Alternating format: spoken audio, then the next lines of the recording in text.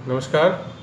मीरा कन्या महाविद्यालय का हिंदी विभाग आपका एक बार फिर से स्वागत करता है। और आज का हमारा वीडियो बीए सेकेंड ईयर के छात्राओं के लिए है। और जैसा कि पहले के 3 वीडियो में हमने एक बहुत बड़े विषय पर बात की थी, हिंदी गद्य का विकास। आज उसकी आखिरी किस्त जो है, आखिरी जो है वीडियो पार्ट, उस पर हम चर्चा करेंगे। और पहले के 3 वीडियो में हमने अलग अलग समय सीमा में हिंदी गद्य के विकास पर बात की थी। आज का जो हमारा ये वीडियो है, ये आज़ादी के बाद के हिंदी गद्य के विकास पर बात की जाएगी इसमें। और आप देखिए कि भारत की आज़ादी के बाद साहित्य में एक बहुत बड़ा परिवर्तन होता है। देश की आज़ादी से हमें बहुत कुछ उम्मीदें थी, बहुत कुछ हमारे सपने थे, कल्पनाएं थी। कुछ हद तक वो पूरी होती है, तो कुछ हद तक उनके अंदर एक आघात पहुंचता है। और इन दोनों प्रवृत्तियों की व्याख्या साहित्य में होती है। साहित्य जहां एक और उन उम्मीदों को पूरा होते हुए भी दिखाता है, तो वहीं दूसरी ओर साहित्य में हमें ये भी पता चलता है कि रचनाकारों का इस नई व्यवस्था से मोह भंग हुआ। जो हमारे सपने थे, जो हमारी उम्मीदें थी, वो उस तरह से पूरी नहीं हुई। तो इस तरह से और जो लोकतांत्रिक प्रक्रियाएं शुरू हुई, जो ग्रामीण समाज का यथार्थ बदला, ये सब कई चीज़ें थी। स्त्री जो है, पहली बार भारत में नौकरियों का सिलसिला जो है बहुत बड़े पैमाने पर शुरू हुआ। बड़े महानगरों की स्थापनाएं जो है वो होने लगी आज़ादी के बाद। सरकारी नौकरियों का एक बहुत बड़ा जमावड़ा होने लगा। तो स्त्रियां भी अपने गांव, देहात, शहर छोड़कर उन नगरों में आई और नौकरी करने लगी। तो उसका भी अपना एक यथार्थ था, और उसके परिवेश में आने वाले पुरुष का भी एक यथार्थ था। तो ऐसे बहुत सारे कारण थे जिनके कारण आज़ादी के बाद का जो परिवेश था वह बदला, और उसके बदलने के साथ हमारा साहित्य भी बदला। और ये साहित्य जो बदला, तो इसने साहित्य को गद्य के रूप में बहुत विकसित किया। और हम कहें कि आधुनिक काल को वैसे भी शुक्ल जी ने गद्य काल कहा है, तो बहुत बड़ी मात्रा में रचनाएं होने लगी, पत्र पत्रिकाएं निकलने लगी, मैगजीन निकलने लगी। और हिंदी में एक बहुत बड़ी संख्या में रचनाकारों का योगदान आने लगा, जिसमें स्त्रियों की तो और बड़ी भूमिका थी। बहुत बड़ी संख्या में स्त्री रचनाकार आज़ादी के बाद हिंदी को मिलती है, जो पहले नहीं थी। अगर हम गद्य के विकास को कहानियों के द्वारा देखें, तो मुंशी प्रेमचंद जहाँ कहानी को छोड़ते हैं, वहाँ स्वतंत्रता के बाद कुछ लोग उस परंपरा को आगे बढ़ाते हैं। वो उसी तरह की कहानियाँ लिखते हैं जैसे मुंशी प्रेमचंद लिख रहे थे, जिनमें मार्कंडेय, अमरकांत आदि कहानीकार थे। इनकी कहानियाँ जो है वह मुंशी प्रेमचंद के उस परंपरा का अनुगमन करती है। एक कहानी आंदोलन आज़ादी के बाद आता है, जिसको हम नई कहानी के नाम से जानते हैं। और इस नई कहानी के द्वारा हिंदी कहानी का विचार, स्वरूप, परिवेश, कथ्य, उद्देश्य सब कुछ बदल जाता है। ये सच में नई कहानी होती है। और कहानी के क्षेत्र में इतनी बड़ी मात्रा में इतनी विविध तरह की कहानियाँ लिखी जाती है, जिससे हिंदी गद्य एक बहुत बड़े पैमाने पर लोगों के पास पहुंचता है। ये कहानियाँ विभिन्न पत्र पत्रिकाओं में छपती थी, सारिका, धर्मयुग, साप्ताहिक हिंदुस्तान। इसने एक बहुत बड़ा पाठक वर्ग हिंदी में तैयार किया, जिससे हिंदी गद्य द्रुत गति से विकसित हुआ। इन प्रमुख कहानीकारों में राजेंद्र यादव, मोहन राकेश, कमलेश्वर, ये तो नई कहानी के 3 स्तंभ कहलाते हैं। इसके अलावा फणीश्वरनाथ रेणु, कृष्णा सोबती, मन्नू भंडारी, उषा प्रियमवदा, ये कई महिला साहित्यकार भी जो है हिंदी कहानी में अपना योगदान देने लगे, जिससे एक नए परिवेश की, नए विषयों की कहानियाँ हिंदी में आने लगी, जो हिंदी गद्य के लिए एक नया अनुभव था। इसके साथ ही ऐसे भी कई राइटर्स आए जिनका यथार्थ सामान्य भारतीय के यथार्थ से थोड़ा अलग था, थोड़ा विशिष्टता की मांग करता था, जैसे निर्मल वर्मा। निर्मल वर्मा की कहानियाँ जो है वो एक अलग तरह के यथार्थ और एक अलग तरह की दुनिया में हमको ले जाती थी। तो इन कहानीकारों ने हिंदी गद्य के विकास में बहुत योगदान दिया। यदि हम कहानी के साथ उपन्यास की बात करें तो उपन्यास को तो मध्यम वर्ग का महाकाव्य कहा ही जाता है कि भाई उपन्यास में जितने विराट फलक पर विषय वस्तु को प्रस्तुत किया जाता है और एक उपन्यास में तो अनगिनत कहानियाँ होती है। तो इन उपन्यासों के छपने से और इनके लोगों तक पहुंचने से भी हिंदी गद्य बहुत आगे बढ़ा। इनमें प्रमुख उपन्यासकारों में अमृतलाल नागर, फणीश्वरनाथ रेणु, नागार्जुन, मनु भंडारी, उषा प्रियमवदा, ममता कालिया और ऐसे कई नूतन तरह के उपन्यास हिंदी में आए जिन्होंने भाषा को लेकर बने बनाए ढांचे तोड़ दिए। उन्होंने ऐसा विषय वस्तु का चित्रण किया कि आज तक लोग उस उपन्यासों को पढ़ रहे हैं और वो सैकड़ों की संख्या में पुनर्मुद्रित हो रहे हैं। जिनमें अगर हम राग दरबारी की बात करें या हम जो है इनके सुरेंद्र वर्मा के उपन्यास मुझे चांद चाहिए की बात करें तो आप देखिए कि इनके उपन्यासों ने ना केवल एक नए गद्य की भाषा को जन्म दिया बल्कि ये लोकप्रियता की दृष्टि से भी अभूतपूर्व थे। जिसमें एक और प्रसिद्ध उपन्यास है जिसका नाम मैं अभी भूल रहा हूँ, उसके तो इतने संस्करण छपे हैं। गुनाहों का देवता, गुनाहों का देवता इतना पॉपुलर और इतना छपा कि आप पूछिए मत कि उसकी कितनी प्रतियां बिकी। तो इन उपन्यासों ने समूचे भारतीय युवा मानस, भारतीय उस बौद्धिक वर्ग को और जनसाधारण तक को हिंदी गद्य की एक नए स्वरूप से परिचित कराया।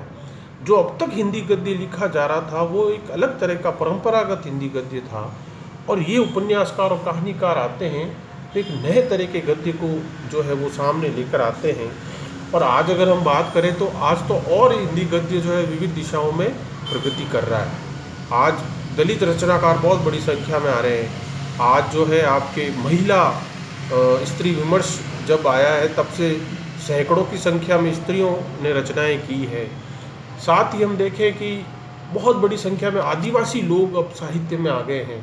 तो इनकी कहानियाँ, इनका उपन्यास एक नए गद्य से हमें परिचित करा रहे हैं। पंजाब से बहुत लोग हिंदी में कहानियाँ लिखने लगे तो पंजाबी भाषा का जो एक फ्लेवर था वो भी हिंदी गद्य में आया। तो ये जो चीज़ें थी इन्होंने हिंदी गद्य को विकसित करने में बहुत महत्वपूर्ण योगदान दिया। क्योंकि कहानी और उपन्यास एक ऐसी चीज़ होती है जो लगभग हम सब पढ़ना चाहते हैं। आज भी आप अगर बच्चों आप अखबारों में देखोगे तो हर सप्ताह, चाहे दैनिक भास्कर हो चाहे राजस्थान पत्रिका हो, उसमें कहानी और उपन्यास का अंश जरूर छपता है। और आपने देखा होगा अभी कोरोना वायरस का जो मेनली लॉकडाउन पीरियड था उसमें तो राजस्थान पत्रिका ने प्रतिदिन एक कहानी छापी है जो एडिटोरियल पेज के नीचे होती थी। यानी ये कथा विधा की ताकत है कि वो अपने गद्य को जनता तक तुरंत पहुंचाती है। कहानी कोई भी पढ़ना चाहता है। इसी प्रकार एक नए तरह के नाटकों का जो है विकास हुआ जिन्होंने हिंदी गद्य को बेहद जो है विकसित किया। जिनमें जगदीश चंद्र माथुर का नाटक कोणार्क, इसको हम नए नाटक का प्रारंभ कह सकते हैं। जो नए तरह के नाटक लिखे गए हिंदी में उसका प्रारंभ कोणार्क नाटक से होता है जो 1951 में आया था। इसी तरह से धर्मवीर भारती का एक बहुत प्रसिद्ध नाटक था अंधा युग। इन नाटकों ने जब मंच पर ये आए तो हिंदी गद्य को आगे बढ़ाने में बहुत बड़ा योगदान दिया। कई लोग पढ़ना नहीं चाहते या पढ़ना दुष्कर कार्य कईयों के लिए होता है, तो उन लोगों के लिए नाटकों का मंच पर आकर प्रस्तुत होना कहीं ना कहीं हिंदी भाषा को ही आगे बढ़ाता है। दिल्ली में अगर आप कभी रहने का मौका मिले या दिल्ली आप देखेंगे तो वहाँ हिंदी नाटक बड़ी संख्या में खेले जाते हैं आज भी। और उन हिंदी नाटकों के द्वारा अल्टीमेटली हिंदी भाषा और हिंदी गद्य कोने कोने तक पहुँचता है। और आप वहाँ अगर उन दर्शकों को देखेंगे तो वो भारत के हर भाषाभाषी प्रांत से होते हैं। उस भीड़ में तमिलनाडु से भी कोई बैठा है, कर्नाटक से भी बैठा है, मणिपुर से भी बैठा है, बिहार से भी है, राजस्थान से भी है। लेकिन वो सब नाटक कौन सा देख रहे हैं? जो हिंदी भाषा में खेला जा रहा है, जो हिंदी भाषा हिंदी गद्य में प्रस्तुत हो रहा है। इन नाटकों ने हिंदी गद्य को विकसित करने में बहुत बड़ा योगदान दिया। ये सत्ता के केंद्र में मंचित होते थे, जिनमें एक बहुत बड़ा नाम अगर मैं नहीं लूँगा तो जो मेरी बात अधूरी रह जाएगी, वो है मोहन राकेश। मोहन राकेश के 3 नाटकों ने हिंदी गद्य की नई परिभाषा गढ़ दी नाटकों के क्षेत्र में।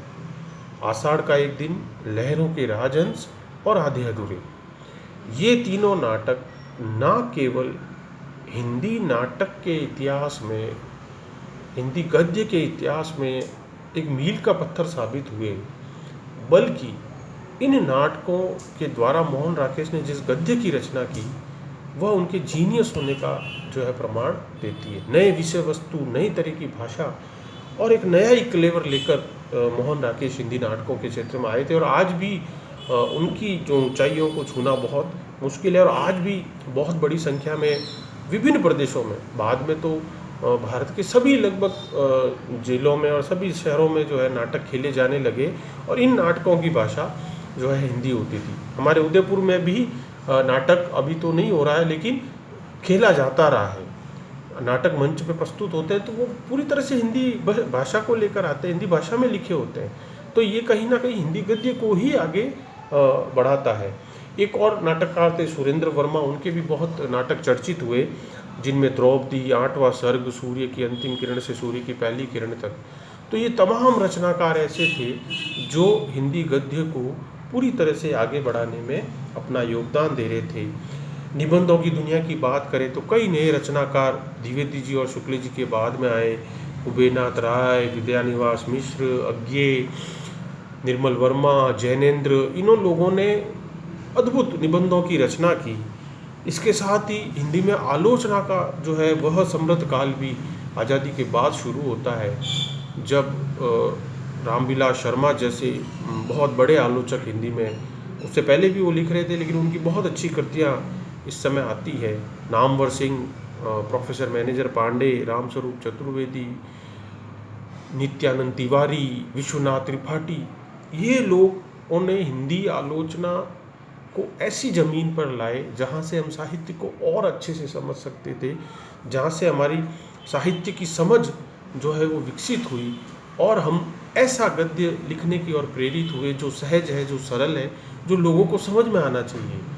गद्य वो नहीं होता है कि जो उक्ति वैचित्र्य से भरा पड़ा हो और ऐसा लिखे जिसमें चमत्कार तो बहुत हो लेकिन संप्रेषणता ना हो, और ना ही अंग्रेजी से हम ऐसा गद्य ट्रांसलेट करके इस तरह से लिखे कि जो बेचारा आम आदमी पढ़ ही ना पाए समझ। इन आलोचकों ने बार बार ये हमें याद दिलाया कि हिंदी गद्य को सहजता से, सरलता से, कम्युनिकेशन में लिखना कहीं से छोटे हो जाना नहीं है।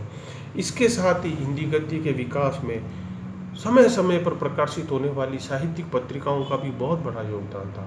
हंस, कथा देश, पहल, तद्भव, हमारे उदयपुर से मैगजीन निकलती है मधुमती, आप उसको अवश्य लेके पढ़िए। इन सब पत्र पत्रिकाओं ने हिंदी कहानियों, नाटक, उपन्यास, इन सब को आगे बढ़ाया। खूब ढेरों संख्या में रचनाकार पैदा किए और खूब सारे लोगों ने इनको पढ़ा, और जिसके द्वारा नए तरह का हिंदी गद्य ने नई ऊंचाइयों को छुआ। अगर हम आज अखबारों की बात करें तो आपको आश्चर्य होगा कि जिस हिंदी गद्य में आज हमारे हिंदी अखबार छप रहे हैं वो सर्कुलेशन में इंडिया के टॉप 5 में शामिल हैं। चाहे वो दैनिक भास्कर हो, चाहे राजस्थान पत्रिका हो, चाहे प्रभात खबर हो, चाहे दैनिक जागरण हो, जितने बड़े बड़े अखबार हैं, पंजाब केसरी, नाम पंजाब केसरी, ये छपता हिंदी में है वो। इन सब ने हिंदी गद्य को मतलब कोने कोने तक पहुंचाने में अपनी महती भूमिका निभाई। जब सुबह अखबार छप के आता है तो वो एक मजदूर के पास भी जाता है, एक नाई की दुकान पर भी जाता है, वो एक कलेक्टर के घर पर भी जाता है, तो वो एक राजा के घर पे भी जाता है। ये सब जो चीज़ें होती हैं, इन सब ने हिंदी गद्य को आगे बढ़ाने में योगदान दिया। और आज की तारीख में हम बात करें तो इंटरनेट और जो ब्लॉगिंग होना शुरू हुआ है, जो ई प्लेटफॉर्म पे जो लोगों ने अपनी कहानियाँ और उपन्यास लिखना शुरू किए हैं, इसने तो देश की सीमाओं को भी लांघ दिया है। और भारत ही नहीं, विश्व के कोने कोने तक अगर आप अभी एक कहानी लिखकर अपने मोबाइल पे डालते हैं तो कहानी या वो रचना जो है वो गद्य का प्रचार प्रसार पूरे विश्व में 1 सेकंड में हो जाता है। तो इस तरह से हिंदी गद्य जो है बहुत बड़ी संख्या में रचनाओं के द्वारा विकसित हुआ। और इसके बाद जो है आप मैं वैसे असाइनमेंट भी दूंगा और लिख भी दूंगा, लेकिन आप एक बड़ा प्रश्न इसका तैयार कीजिए मेरे चारों वीडियो को देखकर कि हिंदी गद्य के विकास पर एक निबंध कैसे लिखें। तो उसमें शुरू से लेकर आज तक जो हमने 4 वीडियो में अपनी बात कही, उसको जो है आप ज़रूर रेखांकित करें कि हिंदी गद्य, क्योंकि ये प्रश्न पूरी तरह से आना है, हर परीक्षा में पूछा जाता है, हर बार पूछा जाता है हिंदी गद्य का विकास। चाहे तो बड़े स्तर पर पूछेगा और चाहे तो उसको टुकड़ों में बांट के पूछेगा, कैसे भी पूछे लेकिन पूछा जरूर जाएगा। तो मेरा आपसे आग्रह है कि आप हिंदी गद्य के विकास पर एक प्रश्न बड़ा और रचनाकारों के नाम के साथ एक बड़ा आप तैयार करें, और आगामी कक्षा में हम अब दूसरे विषय पर बात करेंगे।